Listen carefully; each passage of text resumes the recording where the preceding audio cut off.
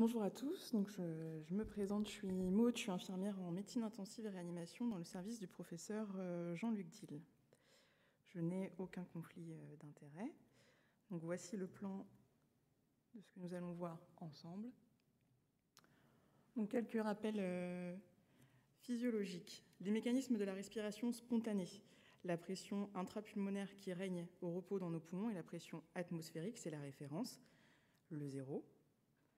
Pendant l'inspiration spontanée, la pression diminue et devient négative. Un volume d'air va alors pénétrer dans les poumons. Pendant l'expiration, cette pression augmente et devient alors positive. Ce même volume est chassé vers l'extérieur et on revient à une pression 0. Les mécanismes de la ventilation artificielle. Ces indications vont être de suppléer ou remplacer une ventilation inefficace ou absente. Les objectifs sont la ventilation des alvéoles, réguler la PaO2, la PaCO2, le pH et recruter les territoires pulmonaires. La ventilation mécanique est une respiration qui est antiphysiologique puisque du coup, nous allons mettre une pression qui va être positive au niveau des poumons, contrairement à la respiration spontanée où nous avons vu précédemment que c'était une dépression.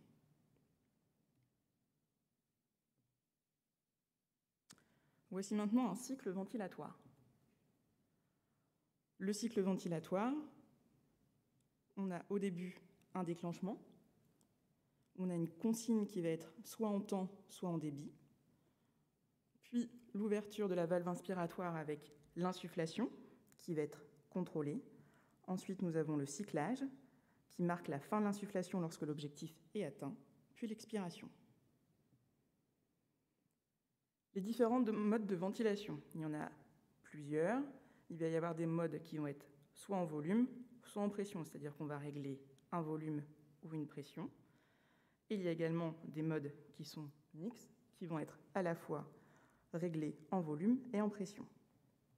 Dans ces différents modes, il va y avoir aussi une assistance. Il va y avoir des modes qui sont contrôlés, assistés ou spontanés. En fonction du travail du patient, le travail du ventilateur sera différent. Plus le malade va développer un travail respiratoire, moins il y aura d'assistance du ventilateur. Quel est l'intérêt de cette assistance ventilatoire ? Il va permettre une adéquation à la commande ventilatoire, permet de respecter et d'utiliser la commande ventilatoire du patient, permet l'objectif de synchronisation de l'assistance du ventilatoire à l'appel inspiratoire du patient, ce qui va provoquer moins de dyspnée, un meilleur confort et l'utilisation de moins de sédatifs. Il va également maintenir une activité diaphragmatique en prévenant la dysfonction diaphragmatique, mais aussi en permettant un recrutement harmonieux du parenchyme pulmonaire. Comment est détectée et est mise en place cette assistance ventilatoire ? Grâce au trigger. Le trigger permet la détection de l'effort inspiratoire. Il peut être soit en pression, où il y a une détection des dépressions dans les voies aériennes, que vous pouvez voir ici sur la courbe, qui est induite par des mouvements du muscle inspiratoire, ou alors le trigger va être en débit. Il y a une détection d'un débit entrant dans les voies aériennes. Donc, si le débit expiratoire est égal au débit inspiratoire, il n'y aura pas de déclenchement. Par contre, si le débit inspiratoire est supérieur au débit expiratoire, il y aura un déclenchement. Voici une diapositive qui regroupe les différents modes de ventilation, qui soient soit volumétriques, soit barométriques, et également en fonction du degré d'assistance. On peut avoir des ventilations à volume contrôlé, ventilations assistées contrôlées, des ventilations assistées contrôlées intermittentes, des ventilations spontanées pures. Et au niveau barométrique, on va avoir des ventilations à pression contrôlée, des ventilations à pression contrôlée assistée et des ventilations spontanées avec une aide inspiratoire. Je vais maintenant vous parler des modes conventionnels. Qu'est-ce qu'on appelle les modes conventionnels ? C'est les modes qui sont les plus utilisés. Pourquoi ils sont les plus utilisés ? Parce qu'ils sont simples d'utilisation, avec des réglages qui sont faciles et des monitorages simples. On va avoir la ventilation assistée contrôlée, qu'elle soit en volume ou en pression, et également la ventilation spontanée avec une aide inspiratoire. Concernant la ventilation assistée à volume contrôlé, donc elle permet de délivrer un volume courant fixe à une fréquence respiratoire donnée. C'est un mode assisté, donc le patient a la capacité de déclencher des cycles grâce au trigger inspiratoire. La variable, ici, va être la pression dans les voies aériennes. On reprend notre petit schéma du cycle ventilatoire. Donc, en ventilation assistée contrôlée à volume, la consigne de déclenchement va être une consigne qui va être soit temporelle, avec la fréquence respiratoire, ou alors de débit par le patient, parce que grâce au trigger, où il va déclencher un cycle, il va y avoir l'ouverture de la valve inspiratoire pour pouvoir mettre en place l'insufflation qui va être contrôlée par le volume à atteindre. Et vous allez voir ici que pour atteindre ce volume, il va y avoir un débit qui va être constant. La consigne de cyclage, c'est-à-dire la fin de période d'insufflation, est mise en place lorsque le volume est atteint. Ainsi, la valve inspiratoire se ferme, l'ouverture de la valve expiratoire, et l'expiration peut avoir lieu. Cette expiration sera passive, mais avec un niveau de pression maintenu, qui est la pression expiratoire positive. Quels sont les réglages? Il va y avoir un réglage du volume courant entre 6 à 8 ml/kg, du poids idéal théorique, du débit inspiratoire, de la fréquence respiratoire, du trigger inspiratoire. Je n'ai pas précisé précédemment, mais la plupart du temps, le trigger inspiratoire utilisé est un trigger en débit. On va régler aussi la FiO2 en fonction de la cible d'oxygénation du patient, la PEP, le rapport I/E, qui est le temps entre inspiratoire et expiratoire, qui est généralement de 1/2, et les alarmes. Je vous ai mis ici une diapositive d'un réglage de ventilateur en ventilation assistée contrôlée à volume contrôlé, avec les différents réglages que je vous ai cités. Concernant la ventilation assistée contrôlée en pression contrôlée, donc elle va délivrer une pression constante, qui est la pression inspiratoire, à une fréquence respiratoire donnée. Idem avec le mode précédent, le patient a la capacité de déclencher des cycles grâce au trigger inspiratoire. La variable ici va être le volume. Au niveau du cycle inspiratoire, la consigne de déclenchement est également temporelle par la fréquence respiratoire ou aussi par le débit avec le trigger inspiratoire du patient. Il va y avoir l'ouverture de la valve inspiratoire, l'insufflation qui va être contrôlée par le débit pour atteindre la pression fixée. Il va y avoir aussi un temps inspiratoire qui est réglé, et cette fois-ci, le débit va être décélérant. C'est-à-dire qu'on a besoin d'un grand débit au début pour pouvoir apporter cette pression, puis une fois que cette pression est atteinte, le débit va décélérer. La consigne de cyclage est lorsque la pression est atteinte, l'insufflation est terminée, la valve inspiratoire se ferme, c'est l'ouverture de la valve expiratoire, qui elle aussi sera passive avec un niveau de PEP maintenu. Les réglages, on va régler une pression aspiratoire, la pompe de montée en pression, qui est la vitesse à laquelle le respirateur pressurise les voies aériennes, la fréquence respi, le trigger inspiratoire, également la FiO2, la PEP, toujours le rapport I/E et les alarmes. Concernant ces modes de ventilation assistée contrôlée, ce qui est important aussi, c'est de monitorer les pressions et de surveiller les pressions. Comme je vous ai expliqué, notamment dans la ventilation assistée contrôlée en volume, nous allons monitorer les pressions. La pression de plateau et la pression mesurée dans les voies aériennes à la fin de l'insufflation au cours d'une pause téléinspiratoire, et elle va refléter la pression alvéolaire moyenne au sein de l'ensemble du système respiratoire. Sa valeur est inférieure à 30 cm d'eau pour éviter ce qu'on appelle les barotraumatismes. Le déroulement, il faut que le patient soit bien adapté à son respirateur, et la méthode, elle peut être ou continue, les respirateurs peuvent la calculer en continu, ou manuelle.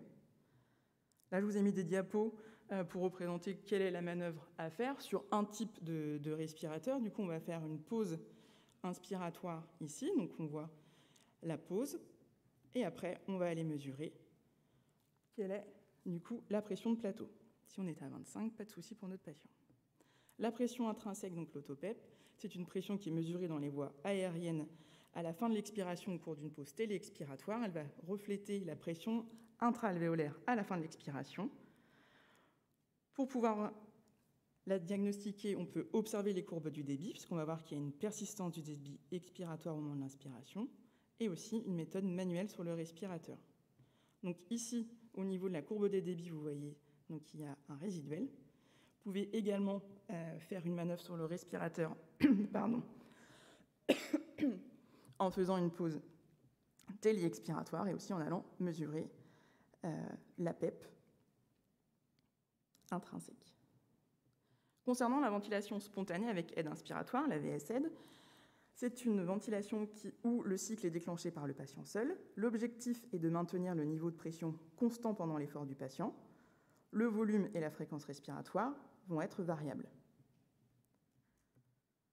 Le déclenchement, donc, celui-ci se fait par le patient seul, grâce au trigger.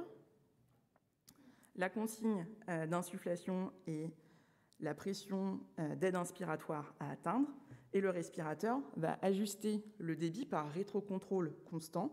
Tant que la pression inspiratoire n'est pas atteinte, le débit va augmenter. Puis, une fois que cette pression est atteinte, le débit va être décélérant. Concernant la consigne de cyclage, l'insufflation va s'arrêter lorsque le débit atteint 25% du débit d'insufflation maximum. C'est ce qu'on appelle le trigger expiratoire. La valve inspiratoire va ainsi se fermer. Il va y avoir l'ouverture de la valve expiratoire. Quels vont être les réglages? On va régler la pression d'aide inspiratoire, la pente de montée en pression, le trigger inspiratoire, le débit inspiratoire, la FiO2, le trigger expiratoire, la PEP, l'apnée et le mode de ventilation secours et les alarmes. Qu'est-ce que la ventilation d'apnée et le mode secours? On a vu que pour le déclenchement, il fallait que ce soit le patient qui déclenche en ventilation spontanée. Mais si notre patient ne déclenche pas, qu'est-ce qui se passe? Il va y avoir une absence de déclenchement, donc une absence d'insufflation. Le patient n'est pas ventilé. Du coup, la ventilation de mode secours va s'activer. Je vous ai mis ici des diapos d'un patient où ici, on voit qu'il ne se passe pas grand-chose, qu'il n'y a pas de débit, qu'il n'y a pas de pression. Là, on voit que le patient est en apnée et le mode secours s'est activé. Et du coup, le respirateur a remis le mode en ventilation assistée contrôlée, volume contrôlé dans ce cas, pour que le patient puisse être ventilé. Donc il est important dans les réglages de la ventilation spontanée en aide de régler le mode secours. Le rôle infirmier, je vais y passer brièvement puisque j'arrive à mon temps et il va être développé après. Moi, ce que je dis toujours à mes collègues, les étudiants, c'est que les infirmiers, on est les yeux des médecins. Donc notre rôle, ça va être de surveiller, de monitorer et d'alerter. Donc il va y avoir un rôle de surveillance des paramètres du respirateur, de reconnaître le mode ventilatoire pour adapter ces surveillances, avec en fonction de chaque mode les surveillances qui vont être mises en place, que ce soit des pressions ou des volumes. Là, on va avoir une proposition du coup de réglage des alarmes qui est faite en collaboration avec les médecins. Là, c'était des diapositives pour vous montrer les alarmes en fonction du mode ventilatoire. Si c'est une pression de crête qui est élevée, une pression de plateau qui est haute, une ventilation qui est basse ou haute, qui va être différente si c'est une ventilation assistée contrôlée, une ventilation spontanée en aide. Là, c'était une diapo pour vous montrer que lorsqu'on a une pression de crête qui augmente, ça peut être une sonde bouchée. Le rôle infirmier va être aussi d'observer les courbes afin d'analyser s'il y a des asynchronies et surtout d'éviter les effets néfastes pour le patient. Et surtout, le rôle infirmier est un rôle de surveillance clinique. On n'oublie pas de surveiller notre patient et aussi ses constantes. Pour conclure, je vous ai mis une diapositive qui regroupe les différents modes conventionnels que nous avons vus, qu'ils soient en ventilation à volume contrôlé, en pression contrôlée ou en VSAID, avec quelles sont les variables et quelles sont les données qui sont fixes, et également les alarmes à surveiller.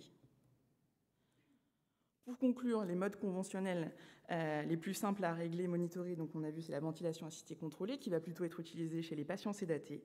La ventilation spontanée avec une aide inspiratoire pour les modes de sevrage. Il existe beaucoup d'autres modes asservis et complexes que vous verrez plus tard dans le congrès.